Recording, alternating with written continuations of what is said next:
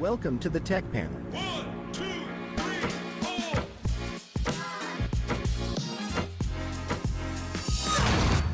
The podcast where tech minds meet. Oh, hey, before we get started today, don't forget to subscribe and ring that bell.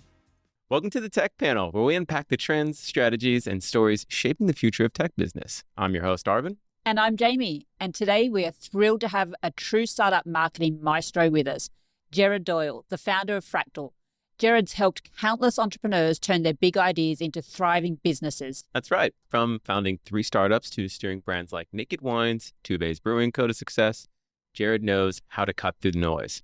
And we're going to kick things off with a big one.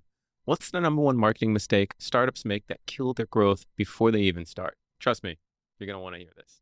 Plus, we'll dig into authentic branding, digital marketing, and why storytelling is a startup's secret weapon. So, settle in and let's get started with Gerard Doyle. This is the Tech Panel. Gerard, welcome to the show. How you going, mate? I'm doing great. Thanks for having me. Oh, it's a pleasure to have you on board. Why don't you take a moment to sort of introduce to the audience who you are, what it is that you do, and what technology you've brought to the market? So I am a 3-time startup founder and 3 times manager of large global agencies. And yeah, really for me, my career was like dual tracking. Like I was doing the agency stuff because I was good at selling ideas to big companies. But my passion was always running my own businesses and doing startups. And then had an amazing epiphany one day where I went, do you know what I should do? I should, instead of like jumping back and forth, I should combine both of these things and build an agency, which I know, for startups, which I love. And that's ultimately why I created Fractal, which is great because who else wants to run an agency selling to clients who are ultimately all going broke at different speeds? So I kind of find I'm in an agency market of just ourselves. I love that for you. You said your passion is working with these startups, but what is more fun, bootstraps or boardrooms? Oh, I mean, we all know the answer is going to be, bootstrap founders. I mean, Look, in many respects, it's what I don't love about the other side, right? I don't like working with middle managers where you sell an idea, a campaign, you launch it, you run it. It doesn't matter what it does. You got to talk it up. Like the campaign can fail and you've got to go, well, I got to make you look good. So let's talk about, it's like the branding value of the campaign that we ran. It was supposed to be direct marketing and we got great branding value and cut through. That just used to drive me insane. When I'm working with founders, they actually, if you're honest with them, they're really responsive. You go, this isn't working. They go, great, let's cut it and let's try something else. Like they're happy. Happy is an overstatement, but they like to have some failure because they can cut back costs and focus on something else. A middle manager, everything has to work. Everything has to be a success. What have you found has been the most exciting startup you've worked with? Oh, the most exciting startup. Yeah, what's been the one that you've been really like, oh, I can get my teeth into this and this is like a really exciting idea and just sort of like really enjoyed the journey of that? Oh, man, I feel like I've got a pressure now with a whole bunch of existing clients and past clients. And who do I give credit to? What would be your ideal? So if you had the dream client come to you and be like, this is what we want, what would that dream be for your ears? I think it's a combination where the founder is a domain expert. Like they absolutely know the area they're moving into. They are super open to multiple paths to achieve the overall objective, right? So let's imagine this person's got like their startup journey is going to be climbing Everest. They know they want to get to the top. That's fine. We don't get away, but they're totally open to the different paths we might take to get there. That's my ideal. So they're like, I am an expert. I know what I want to do. I know I want to climb up Everest, but I don't really mind how I get there as long as I get there in the end. Yeah. That's the dream for me. So someone who's willing to test and learn and stay focused on the big picture. Whereas, the worst clients are the ones that go, I want to do a marketing campaign that does this. Like I want to do SEO or I want to do email. I want to do cold outreach or LinkedIn. You go, that's a tactic, right? Like that's not what you're trying to do. What are you ultimately trying to solve? And those methodical kind of almost core objective focused founders, they're the dream. They're the absolute dream. We've got one at the moment, and maybe it's because he comes from a consulting background, but he's great. It's like every single whip that we have, every sprint that we run with him, he just goes, oh, that didn't work. Okay, let's try it like this. And he just throws it away. He's happy to go again. And that iterative learning process, that's it. And I've been very lucky. I've had a lot of clients who have had that approach, and I love working with them. You definitely see why. I'm still kind of like having a little bit of PTSD of working in boardrooms, people trying to sell them on things and get them across. Are there any sort of marketing myths that you discovered that you'd sort of love to disappear from your job that you're just dealing with on a recurring basis when you're having these conversations? Yeah, look, marketing, look, let's get really sort of high level here, but marketing, you can't do everything, right? If your product doesn't work, if people don't want the solution, marketing can't really fix that. Maybe I'm a little bit, maybe I've got rose tinted glasses on marketing, but I like to think that marketing's job is to reveal the possibilities of the product or the service.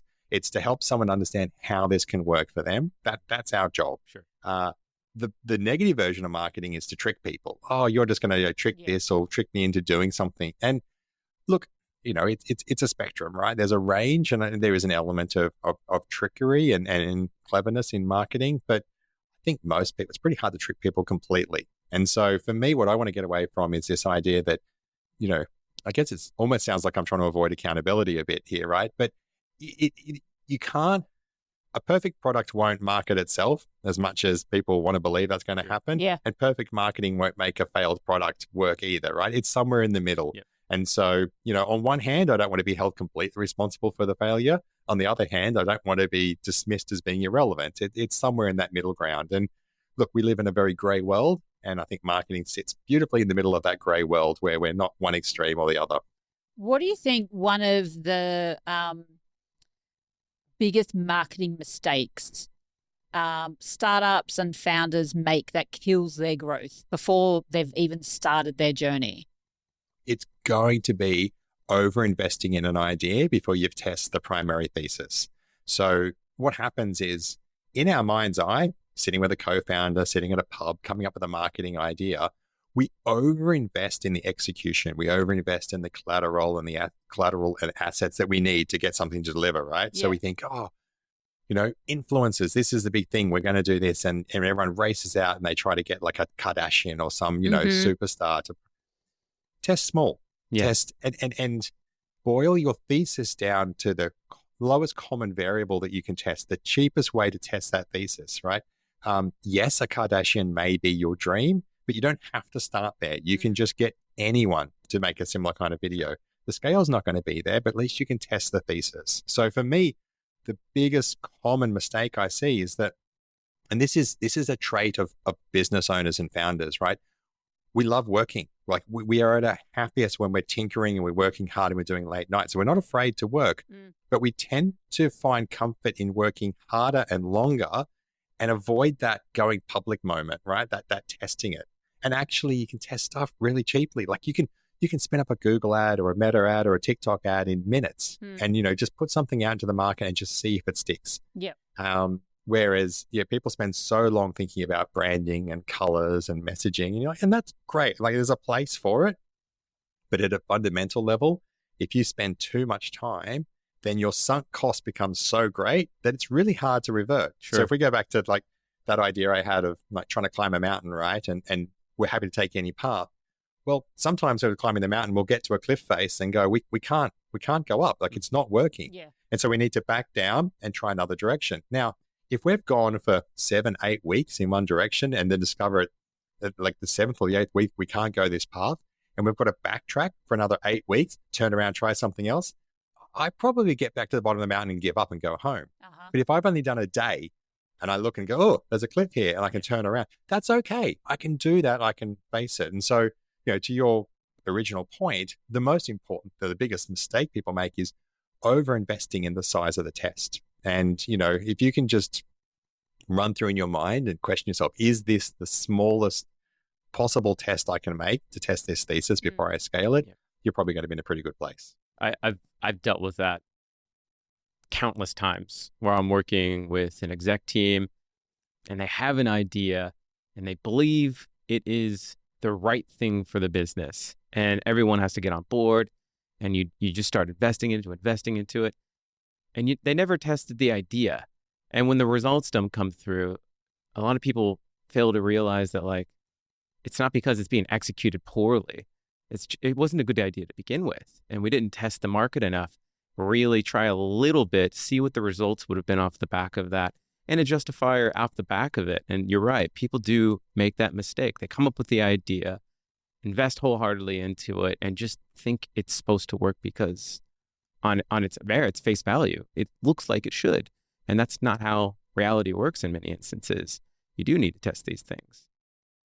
Totally. And, hindsight, we can always look at campaigns and they always seem obvious. Mm-hmm. But when you're going forward and you're kind of coming up with your ideas, all the ideas seem valid. All the ideas could work, and you ask the question, can I imagine a world where this is correct? Yes, I absolutely can. Yeah. But the reality is that 19 out of 20 of these paths are not going to be the correct way. And then we just need to work that out. So, and that gets right back to what, I was saying before, like, why do I pick these things? Why do I like working with founders? Because they're willing to do small tests. They don't have to go all in on a big bet. And, the world's moved on. We don't live in a Mad Men kind of world now where you need to pitch a creative idea, you put out a TV ad, and then you wait 3 or 4 months for the results. It's like, we wait 3 or 4 minutes to get results now, right? We can do that. So, applying old techniques from the 60s and 70s just doesn't make any sense. Yeah, I agree with you. I completely agree with you. And I'm glad to hear that your experience with founders out in the market is openness to the idea of changing paths and being nimble. That definitely makes me feel better about what the state of the union is out there. What's your vibe when you first come into a company? They're obviously hiring you for marketing, and you come in and all you do is you see a whiteboard full of ideas everywhere. Like, this is my grand plan. Like, what's your first reaction to that? Do you just think like, oh, it's all mapped out? Or you're like, oh, here we go?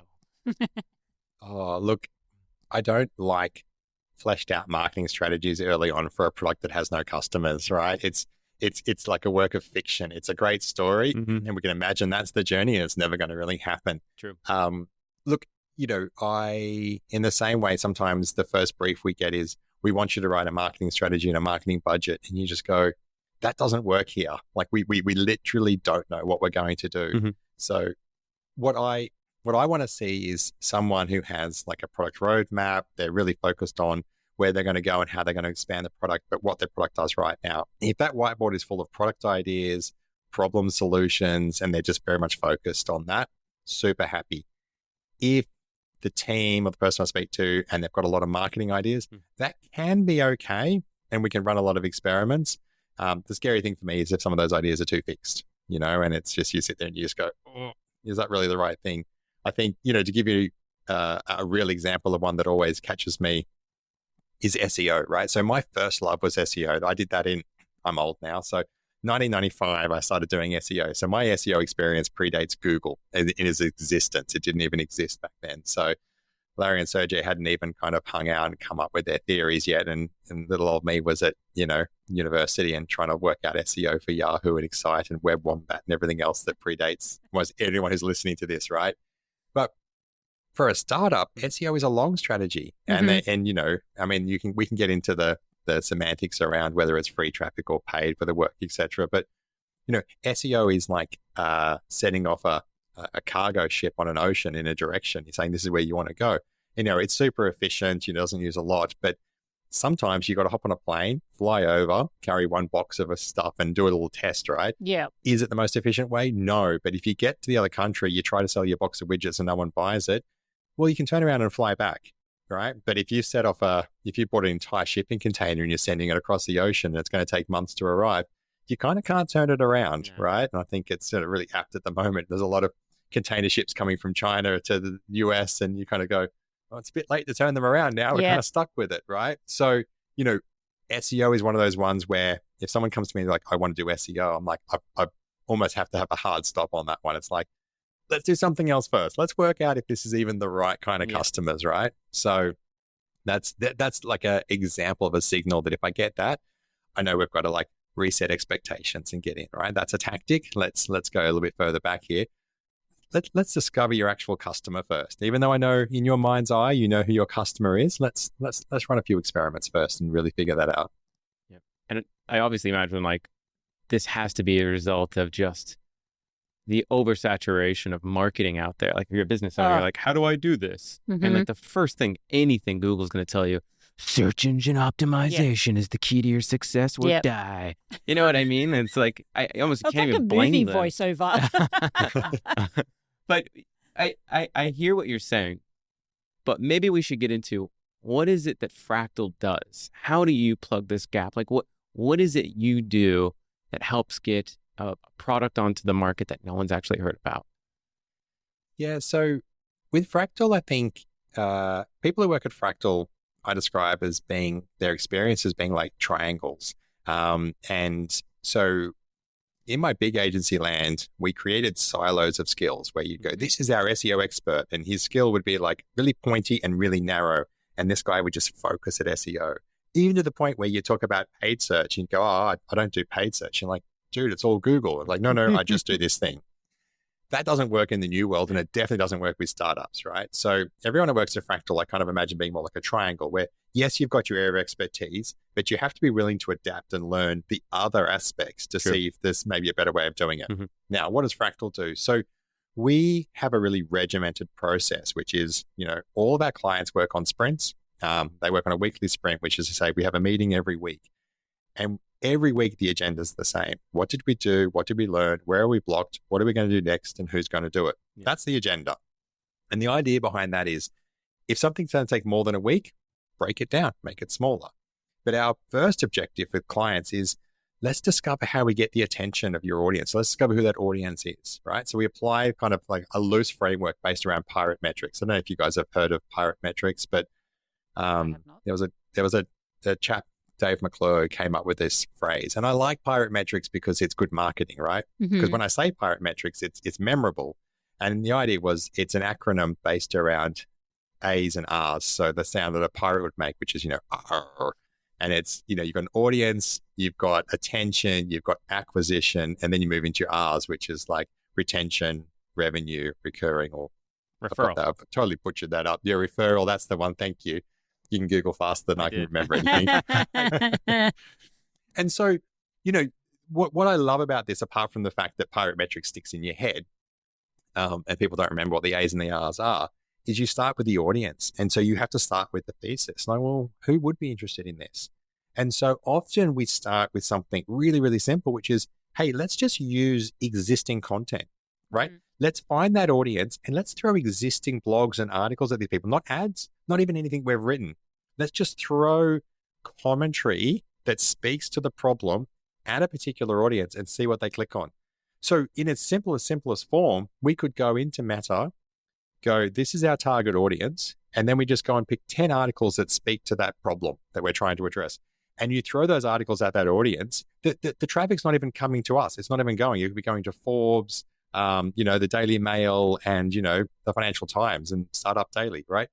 Totally other sites. We just look and go, which one do people click on? What do they interact with? And then when we see that, we get some early learnings. So, before when I spoke about what's the quickest way we can test something, we didn't even have to have a website. We didn't even have to have a domain. We can quite literally run experiments using other people's content to see if people even care. And at that really, really early level, Fractal, we can come in and say, do you know what? No matter how many times we run articles talking about X, Y, or Z that you've said is core, this market doesn't care. Like they don't care at all. There's no clicks, there's no interactions, there's no comments. This is not the path to market, right? That is great if you discover it in the first sprint. Now, if you had invested 6 months in developing positioning and content and branding and a website and everything else that talks about that problem, and it turns out no one even cares, well, again, you found yourself halfway off a mountain and you have to turn around and come back. So what does Fractal do?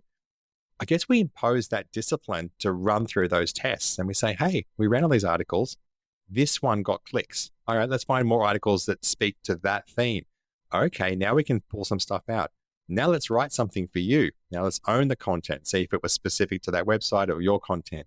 And now let's build acquisitions. Let's do ebooks. Let's do white papers, downloadables, but superficial things that we can keep kind of really forward before we're sort of saying, hey, enter your credit card here and buy our SaaS product. Like, no, let's actually make sure we're pitching in the right direction. So for me, Fractal brings in a wide variety of skills. Like we'll approach things in lots of different ways, but it's that methodical test and learn process where we're just open to the idea of experimenting.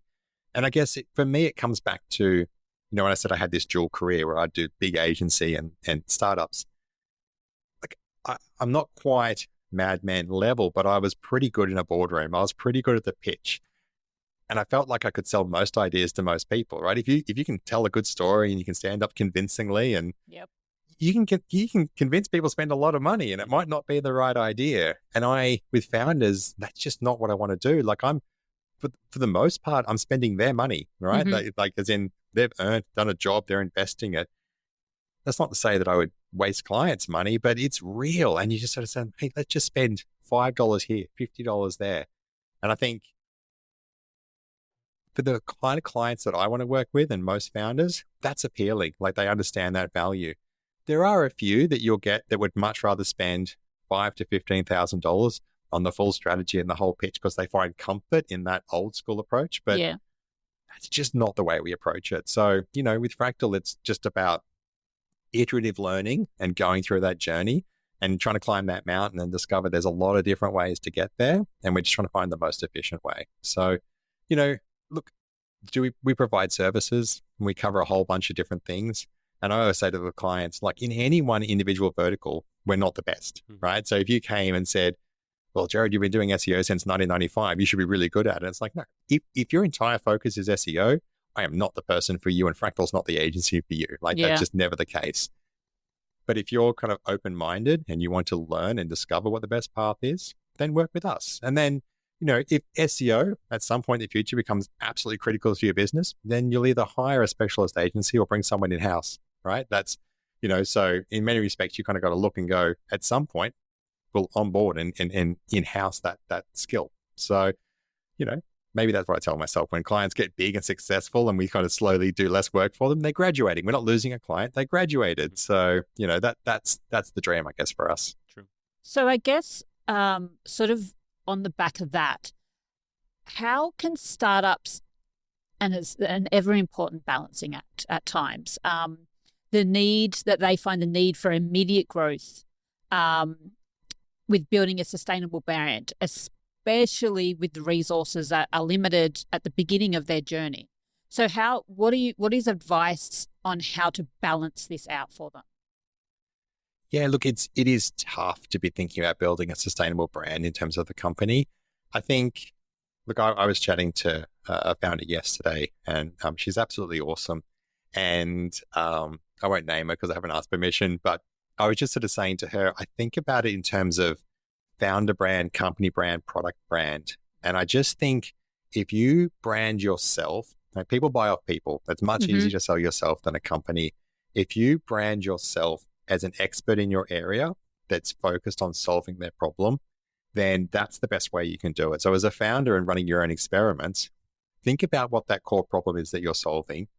Think about kind of donuts of content around that, and then build your personal brand and leverage that. Because those early customers, those early adopters, where your product's not quite right and things like that, they're going to buy off you because they like you as a founder. They want to support you. They've got a bias. Like a lot of us now, we buy off small businesses because we want to support them. Like, so I'm going to attach myself to a founder and fully accept their product's not going to be entirely there, but I'm on the journey with them. Like it's not quite there, but I'm happy to have that. And look, this doesn't apply in all aspects of our lives. Like some things we absolutely don't want to experiment with. So, I'd like my seatbelt to be 100% tested, right? I'm not really want to experiment on that, but there are other things that I am willing to experiment on.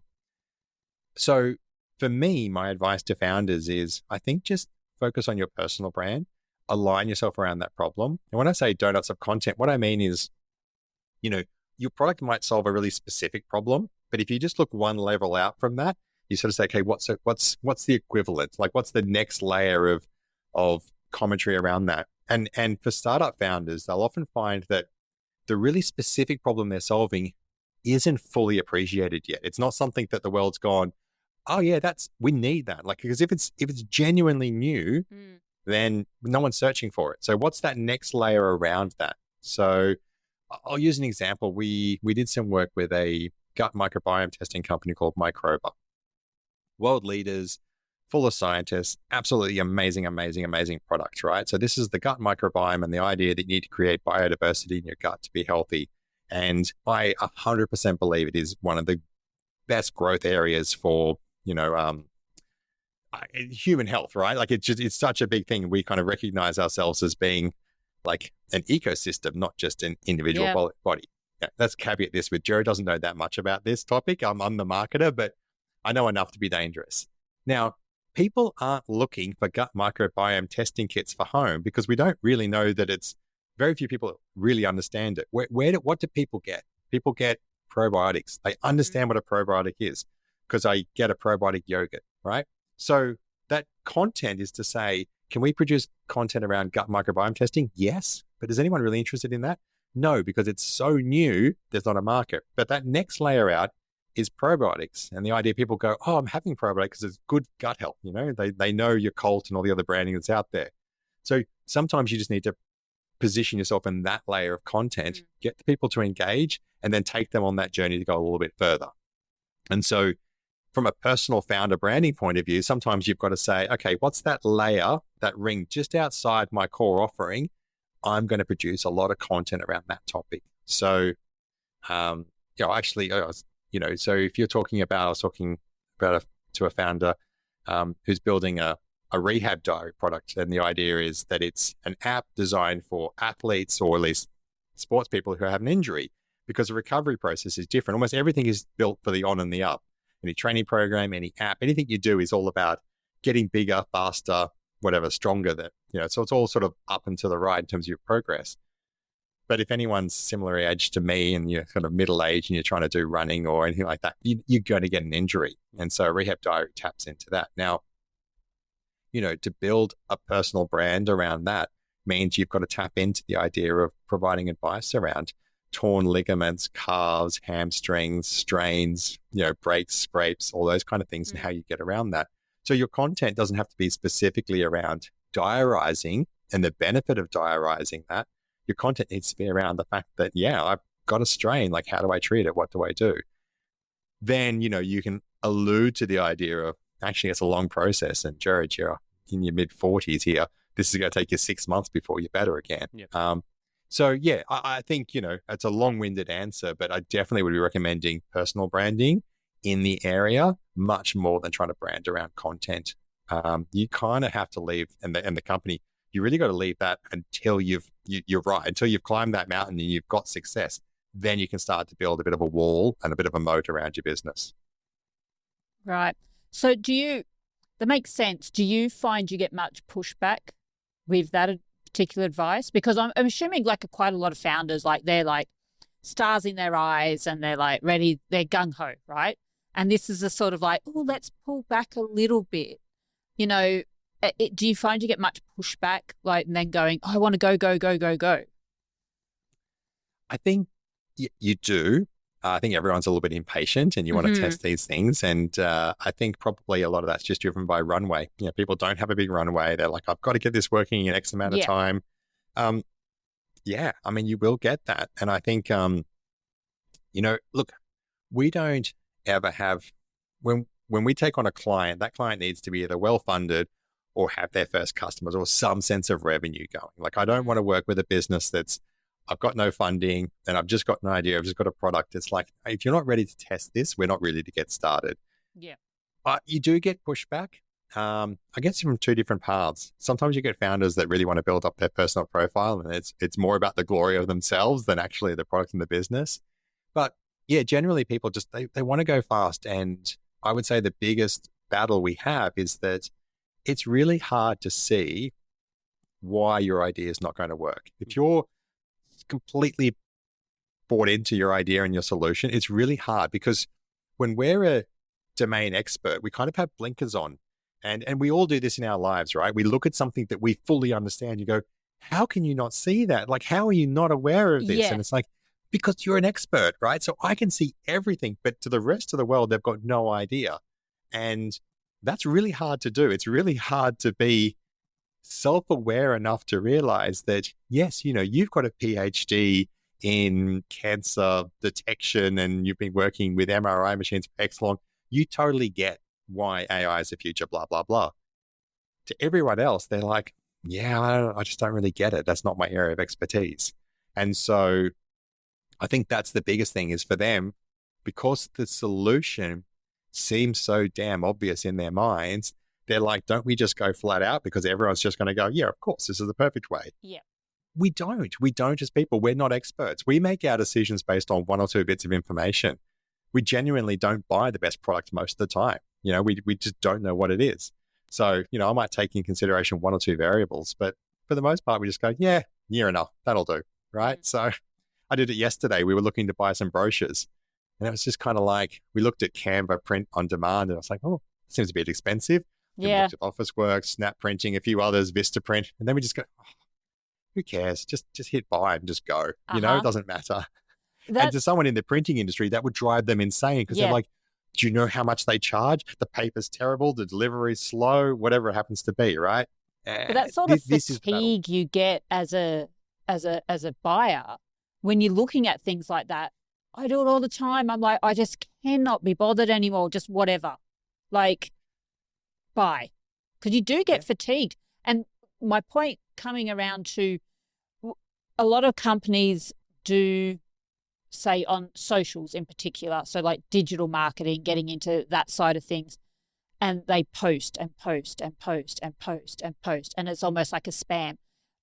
And there is that sort of, I think there was a saying around it about this, like, fatigue of people seeing the same branding all the time coming up, that it then works on a more negative, and then they're like, can you hide this? Like, I don't want to see this anymore. Do you find that companies are, because I know that was a massive thing, like when socials were sort of more focused, it was like, oh, we can push our brand here, right? We can do this. And there was that like viewer fatigue of it, was just like, I'm overseeing this. Has that settled down now in a digital marketing way, or is that still a thing where companies are just like pounding out these posts and it's like, oh, we don't want to see this anymore? I think the platforms have taken care of it for us. Yeah. I think ultimately you're 100% right. Like people would just be, a big brand would turn up with money and just go, let's just run the same damn ad over and over and over. Digital marketers, particularly social media marketers, now know that, if the frequency of your social media post is too high, when I say too high, it's like if Facebook is showing someone the same post 2 or 3 times in a week, they're like, yeah, that's done.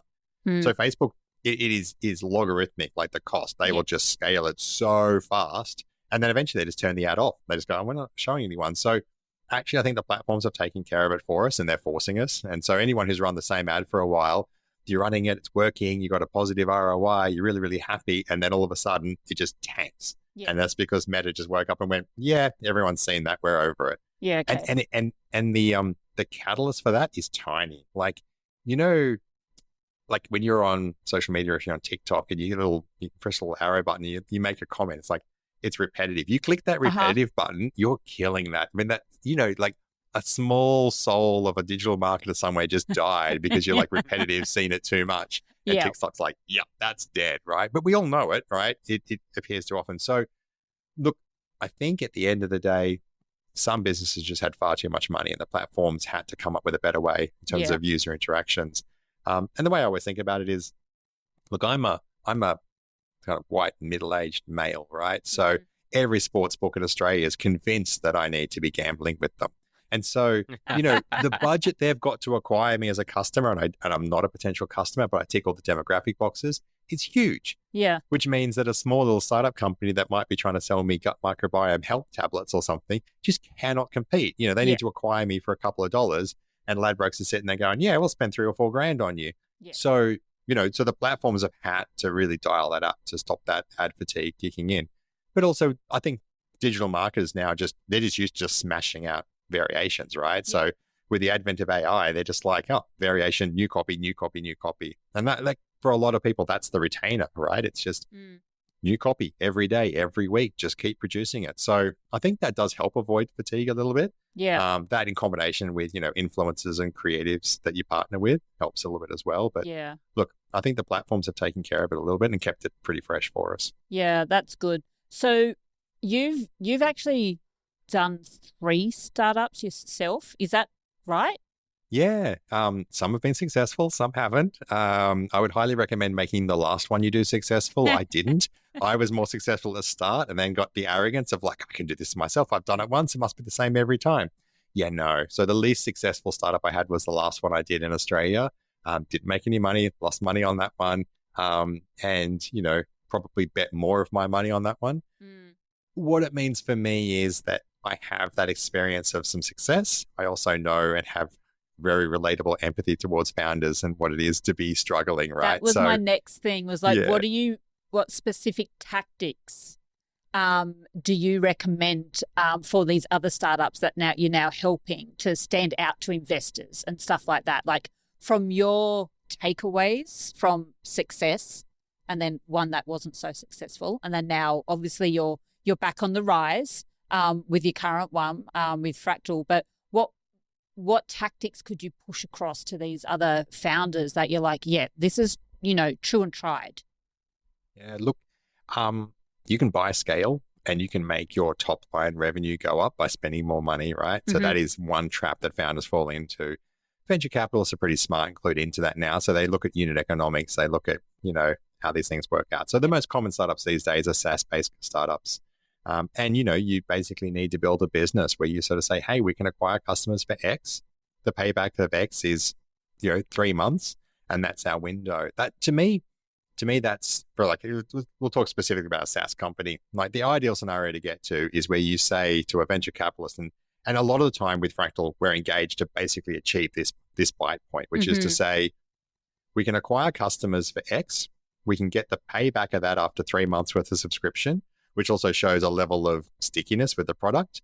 And then the venture capitalists can look and go, okay, so your funding gap is the month before you acquire the customer spending, the 3 months of the customer. So it's like a 4-month window, which founders don't have that kind of cash. So, okay, venture capitalist steps in. And then the only other question is, what's the total addressable market, obtainable market? And we're able to use digital, just go, well, it's kind of this, because we've seen this is how many people we can reach, but we're only reaching this many. So if we up the budget or we add another country to it, that's the opportunity.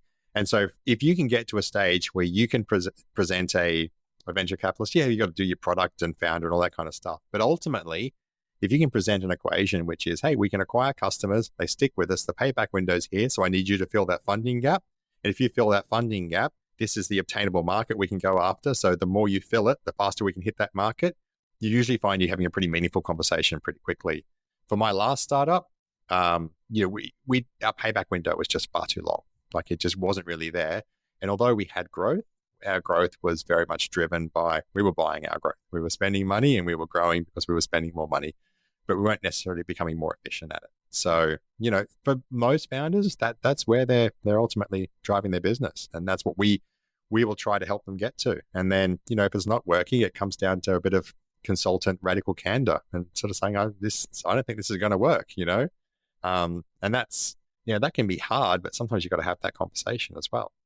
Do you ever think that marketing is just going to be useless for some companies? Do you ever just look at someone and you're just like, it doesn't matter what we do together. Like, it's my job, but yeah, it's not going to work. Yeah. Like the most common point where marketing becomes, where we discover it is becoming a bit useless, is where we're driving a whole bunch of people who are like super keen on the idea. They're like, yes, I identify with that problem. Like, you got my attention. I recognize the problem. They get to the landing page and they just look at it and go, yeah, but either the barrier to adopt your solution is too great, or like I align with it, but I just don't really believe that your product is intrinsically linked to what I'm trying to solve here.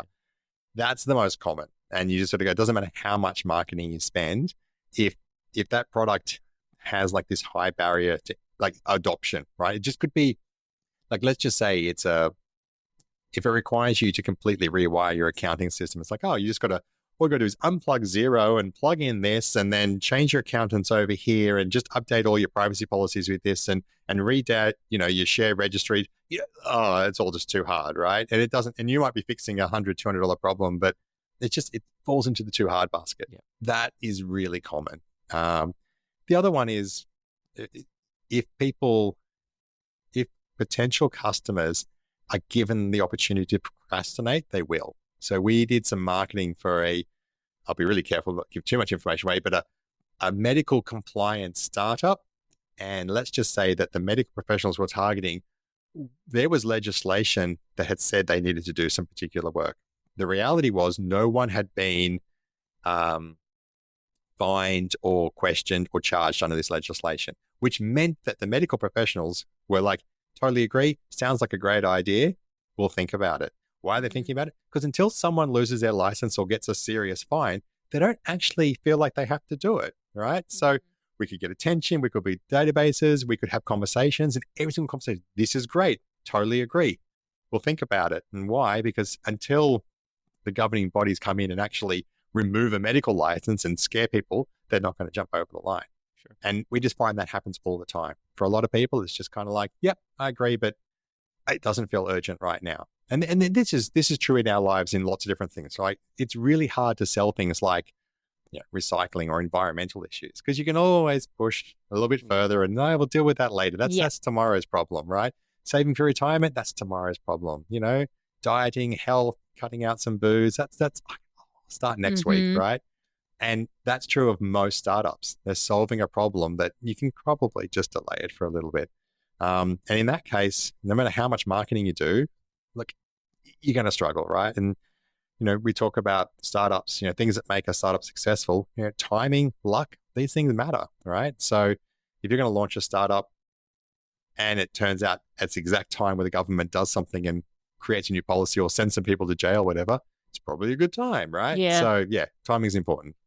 I guess where I come from is like, I feel like I've been watching the same ads for 20 years now. Yeah, no. You know what I mean? Like Coca-Cola. Yep. Why do I see a Coca-Cola ad? If you don't know what a Coca-Cola is, like, do you think putting it on television is really going to capture that person? Like something else is happening where that person doesn't know what a Coca-Cola is. I don't know what the value is. And actually, that's a good point. Horse. What is the value of still advertising Coke? Yeah, Coca-Cola. I guess I come from a privileged position in the sense that about a decade ago, I did do advertising. So, going back to when I had my big agency hat on, I did and look, the marketers that work at the Coca-Cola company are good. Like they know their game. Like they turned up and I was like, oh my God, you've hired a marketing agency and you know way more than us.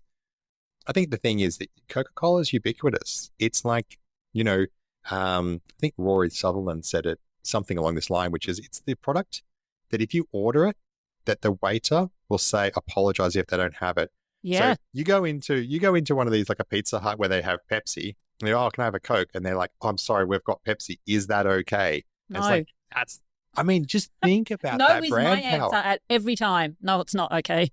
Sycophant. I am. And that's, look, so they're just at that unbelievable brand level where they are just crushing people. And so, where you can become, I just remember speaking to them and they would sort of like, I would say Coke. And then you'd learn really quickly that they call themselves Coca-Cola, the Coca-Cola company, and the full brand. And that's because Coke became like the commoditized brand. I forget there's legalities behind what it is, right? But when your brand becomes the thing, then you can like lose control of it. But that's where they got to. It is probably the only product around the world you can ask for, and people understand what it is, and they price it like that. So super defendable brand, right? But what about let's use insurance for an example. Mm-hmm. You could have the coolest insurance branding I've ever seen in my life. It's not going to stop me from going to compare the market and just seeing who has the best price. Like, what is the advantage from marketing in these situations? Like, I can imagine if it's a tech where there's like trust, or there's just not much on the market, and it's like, oh man, this person's breaking in. But I think from if you go, you're still going to go to compare the market, right? Yep. And if you have seen Amy and Yui and these other ones, like constantly this brand that you've seen flooded around and stuff like that, and you're at compare the market, and then you see some other brand and you're like, who is that? You're going to trust these other ones initially because you've seen their brand name out there rather than the little one at the bottom that you're like, who is that? That's in regards to insurance. But, same things go. When I was, working in digital marketing sales, my biggest thing was like, okay, baked beans. Who is the first brand you think of when you think of baked beans? How many Heinz. big beans? Oh, God. Sorry. Heinz. Okay, tomato sauce or ketchup. Heinz. You think of Heinz, right? Yeah. That's who you think of. And do they need to advertise more? Well, probably not. But they do it to continue, I believe, that trust, that consumer trust, that they're still there. They've been around forever.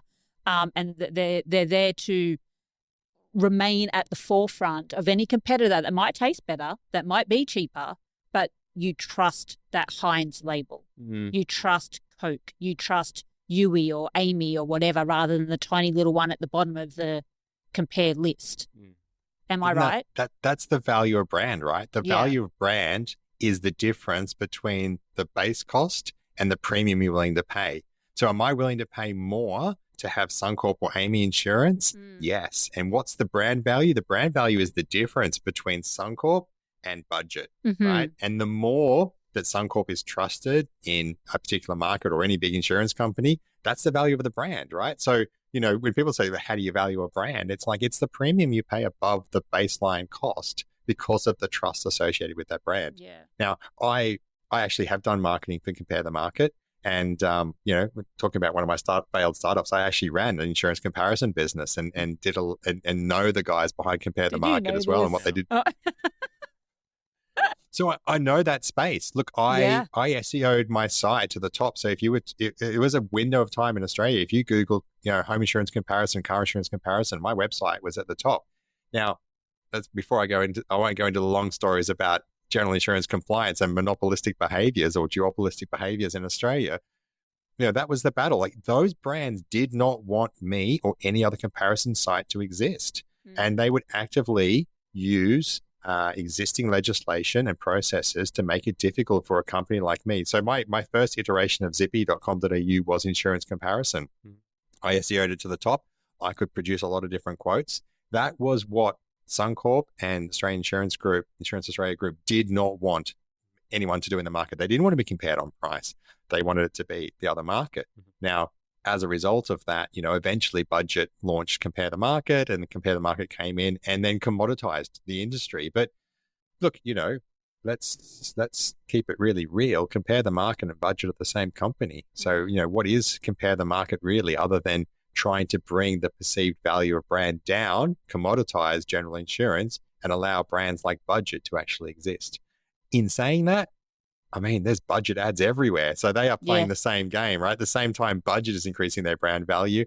And I just bought a little MG3 car for my daughter to learn to drive in, and it's got Budget insurance. And you know what? I did it. And I told my wife, and she was like, yeah, okay, I've seen Budget. They're a good company. And so she had that kind of safety in brand. So even a brand like Budget, which by its very brand definition shouldn't be about brand value, have over the last 5 to 7 years increased their brand value to the point where my wife was happy that was the insurance we took out, where it would not have been the case 10 years ago with Budget. Same product, but bigger brand value. So yeah, you know, look, I totally agree with what you were saying. You know, there is a lot of value in brand, and it is the difference that you're willing to pay. And I continue to do it, right? Like, I will continue as a consumer. I will continue to buy brands that I trust, and it takes time, you know, and I don't know. The other really prevalent example at the moment is, you know, the influx of Chinese EV cars. You know, those brands have to come in and offer, like, you know, every car that I've been involved in my whole life was always 3 years warranty. And then these cars, and then sort of the South Korean brands came in and started introducing 5-year warranties, and now Chinese companies coming 10-year warranties. Like, they're trying to There's create 10-year that warranties? Yeah. On the battery, I think, not on everything. No, else. the whole car. Like, BYD is just a beast. But the other thing too is BYD have also been in Australia now for, like, I think about 5 years. So they're starting to get trusted. And the same people, like, I had some painters in my house the other day, and you know, talking to the brands, he goes, BYD, oh yeah, they're great. They've been around for a while. And you could see him, like, there's no way 5 years ago the painter that I was talking to would have been in any way considering either 1, an EV, or 2, a Chinese car. But, you know, they've built that brand value. So just for clarity, I will never consider either of those things. No? I guess I always wonder, like, where the rubber meets the road for a lot of people. Like, I just feel like my heart tells me people are just going to go with the best prices these days. I feel like... Yeah. For certain things, I think. I have a saying in marketing, which is not my saying. I borrowed it from someone else, but I can't remember who to give credit to. But if your customer is making a decision based on price, then you have failed to position your value add correctly in the market, right? So if I can't see why else I would choose your brand, I will default to price. Price is the place. You know your positioning and your branding has failed if people are considering price, because price you can compare. So as a marketer, if you compete on price, that's like the laziest approach. Let's just run a sale and discount the price. Like, price is linear. It's divisible. We can work out what's cheaper than something else. So if you're competing on price, then you've failed with your branding and your marketing.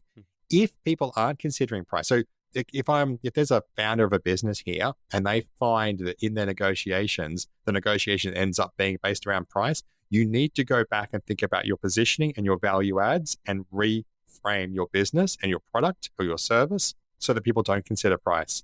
Price should just be that thing that they agree to at the end that makes complete sense because of what you've already sold them. If you're thinking of price, it's because I haven't been able to get my hooks into any of the other things you've been saying, and I'm ultimately just going to go with the cheapest one. And I think that if there was one thing you take away from listening to a podcast, if you're being challenged on price, you failed on positioning. If you failed on positioning, you are going to get squeezed on price and margin.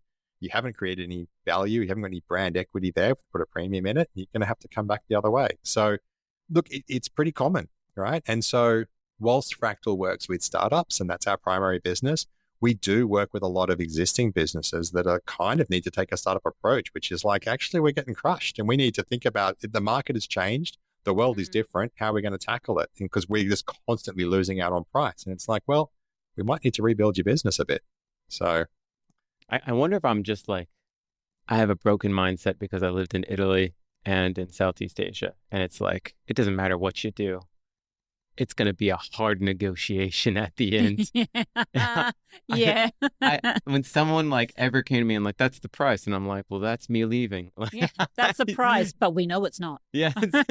I don't know. I always find it this way. I always find it really odd when someone says like, I can't budge on the price. I'm like, you don't budge on the price. We're not in business together. I bought a scooter in London. I remember walking in to a scooter dealership. And, London's flat. I could buy a cheap one. And I wanted to buy a Vespa because, Vespa was cool. And this is what I wanted, the Italian, right? Yeah. And the guy looked at me and he just said, and I was looking, there was a cheaper one and it was a Piaggio. And I looked at it and he goes, okay, here's the deal. Piaggio own Vespa, right? You are literally paying an extra £1,000 to have the Vespa brand. So you just tell me which one you care more about. I'll take £1,000 off you and you can buy the Vespa, but it's the same engine, it's the same scooter, and Piaggio, the parent company, and they're the ones behind it. I just remember thinking, and when you're saying like Italian brands and things, and you go, even in Italy with a big brand like that, people pay the Vespa premium. Like a Vespa is a more expensive scooter than a Piaggio, and yet Piaggio are the parent company. And you're just like, damn, turns out I'm buying the same product with a different badge on it. And it's Italian too. They do it intentionally. They make the Piaggio look ugly as sin, and then they put the Vespa next to it. Yeah. Oh yeah, you can just get that one over there if you want to look idiot. Here was my logic at the end. I am a 6'2", 100-kilogram male riding a scooter through London. I looked pretty stupid anyway. So I decided I may as well get a stupid scooter. The idea of me being like this sort of like cool, like, you've got like the leather jacket. I can imagine you wearing the Italian-styled racing helmet, half thing with the goggles on. I look like a twit. Like, I just look so stupid. So I may as well say this out. I already looked bad. So I just, in for a penny, in for a pound. Like, just look stupid. Look stupid all the way right around. into it. I'm a firm believer. If you feel like you're going to look weird on a motorbike, get a scooter. Something about being on a scooter is like, well, this guy's not trying to be something that he's not. That's true. Anyone can get by in a scooter and just be like, you're good, man. You're good. It does look a little bit silly if you're like a ginormous person on a super sporty bike, though. Yeah, it probably would. Straddling a tricycle. I don't think anyone in this conversation needs to worry about that, though. No. I think we're quite small human beings by the looks of it. Legit. No. I was going to ask, I'm worried I've already asked this before, but do you feel like there's any marketing pitfalls that owners make before they engage a company like you, where you're like, wait, stop this. I don't know where you came up with this idea. Like the $5,000 to $10,000 perfectly pixel correct branding pack that they've gone and developed is, I just kind of look at it and I go, it's not wrong, right? Like if you engage a professional and you pay them an appropriate amount of money, they'll produce an appropriate amount of work.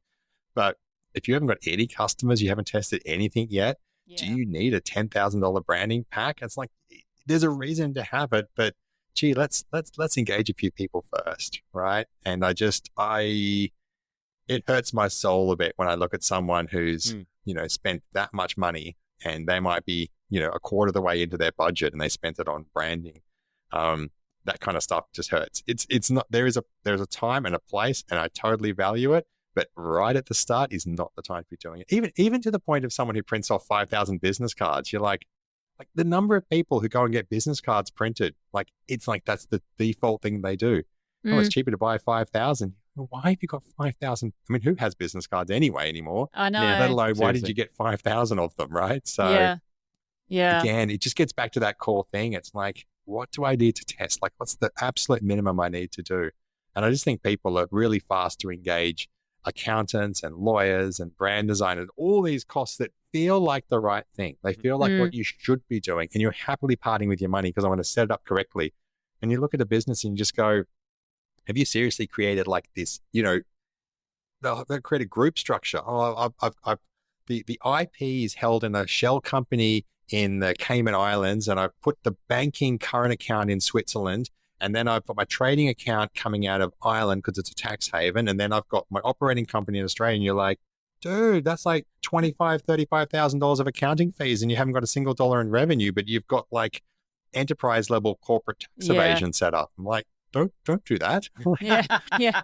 Let's pull back on that one for the time being. Just a little bit. Like they're trying to work out how to cut down their capital gains tax. I see the intention. Yeah. Let's just slow it down a little bit. Do you think storytelling is becoming an art that people are losing in the whole entire marketing piece? Oh my God, yes. I'm going to say yeah. I'm going to jump in with a yes.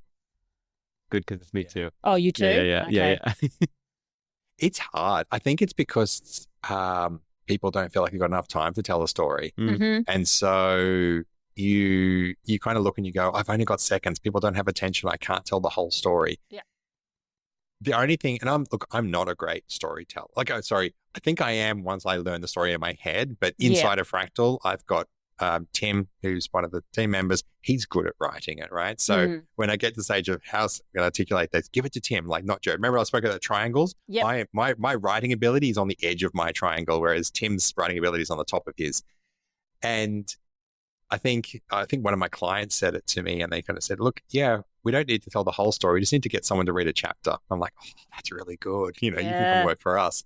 But I think you need to know your story, but you just need to understand your chapters. And then if you can get your chapters and your snippets and then your highlights and you go, oh, it's like a movie, you've only got to get out the little highlight bit, right? So just get the supercharged gun battle scene, that part of your story, get people to buy it on that, and then you get a chance to tell the whole story. And I'm like, and I love it because I think, that's not me coming up with that idea. That's a client telling me my own idea back to me. And I'm like, it sounds better when you say it like that. Yeah. That's good. That's what you said. Don't you hate it when someone else does now that? pretend I said it because I'm going to charge you for it, right? Classic consultant. That's exactly what I was saying. You've picked that up so well. Well done. Yeah. Jared writes it down, saves it for a day, he appears on a podcast and claims it as his own. Yeah. Yeah, nice. Love that. Well, we're coming up to the hour here, and I've got to say this has definitely been one of the more funner conversations I've had. I absolutely love that you are clearly extremely passionate about what it is you do. It oozes, doesn't it? It oozes out of you. Yeah. I was stuck in this like, oh yeah, I'm just listening. I forgot. I got like questions I need to ask here. Yeah. Yeah. You got to be part of the conversation. Yeah, I did. I was just like, I found the same thing though. I was part of the podcast. Yeah. I was like, at one point I was like, yeah, he's right. Yeah. And then I'm like, oh shit, none of us have said anything for like 3 seconds. Yeah. That's also because of who I am. Like I'm, getting my Amazon deliveries. Do you know, and I know that's not the first time it's happened on your podcast because I listened to your other ones. So I absolutely know that deliveries come. So I can just ignore that.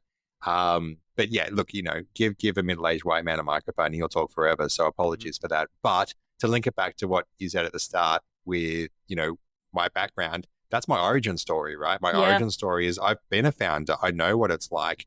So I've been through that journey, and I've been on agency side, right? So, why do I care? Well, I lost a heap of money. Like I wasted years, not wasted, years of my life disappeared and it didn't work out. And so, is it empathy or is it just like, PSD, right? Like it's, why do I care about it? I care because I know what it feels like. I know how risky it is to do your own business, and I know how much I want someone to realize that dream. So, a little bit of empathy. I like to think I'm a reasonably nice guy, but it's also because I remember what it was like, and I tried really hard, and it didn't work out for me. And I'd be lying if I said I still didn't want to test some of my thesis. Like, I had a startup idea. I still think it probably should work, but you got to walk away from it. But that to me is really important, and it's really important that people come in with the right empathy. And if as a small business owner, in the inverse to what we said before, right? Like I like working with founders because they want to hear what's the right thing.